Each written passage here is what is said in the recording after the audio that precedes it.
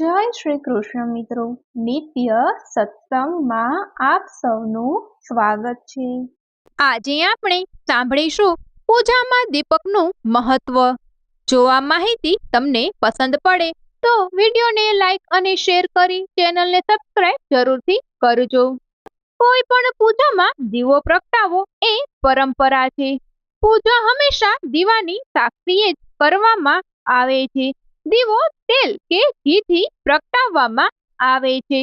દીપ પ્રગટાવીને જ આરતી કરવામાં આવે છે। ત્યારબાદ જ પૂજા પૂર્ણ થાય છે।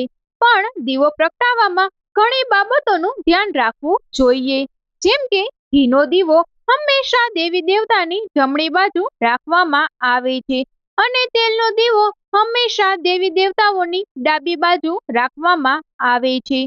પૂજા કરતા સમયે દીવો ઓલવાઈ ન જાય તેનું પણ ખાસ ધ્યાન રાખવું જોઈએ। જો દીવો ઓલવાઈ જાય તો પૂજાનું પૂર્ણ ફળ મળતું નથી। દીવો ક્યારેય પણ ધરતી પર ન મૂકવો જોઈએ। દીવાની હંમેશા આસન આપવું જોઈએ। આ આસન પછી કોઈ પાત્ર પણ હોઈ શકે અને કોઈ ધાન પણ હોઈ શકે। દીવો પ્રગટાવવાથી ઘરમાં સકારાત્મક ઉર્જાનો સંચાર થાય છે અને મન શાંત થાય છે। આથી ઘરમાં દરરોજ દીપ પ્રગટાવવો જ જોઈએ। ઋગ્વેદમાં દીપકને પરમાત્માનું સ્વરૂપ કહ્યું છે। આથી કોઈ પણ પૂજા કરતા પહેલા દીપ પ્રજ્વલિત કરીને તેની પૂજા કરવામાં આવે છે।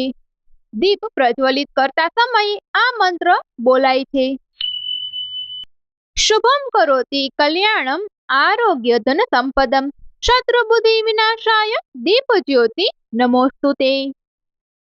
આ મંત્રનો અર્થ એવો થાય છે કે શુભ અને કલ્યાણ કરવા વાળી, આરોગ્ય અને ધન સંપત્તિ દેવા વાળી, શત્રુ બુદ્ધિનો વિનાશ કરવા વાળી દીપકની જ્યોતિને નમસ્કાર છે।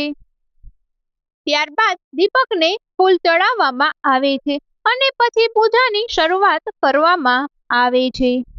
મિત્રો, જો આ માહિતી તમને પસંદ પડી હોય તો વિડીયોને લાઈક અને શેર કરી ચેનલને સબસ્ક્રાઇબ જરૂરથી કરજો। જય શ્રી કૃષ્ણ।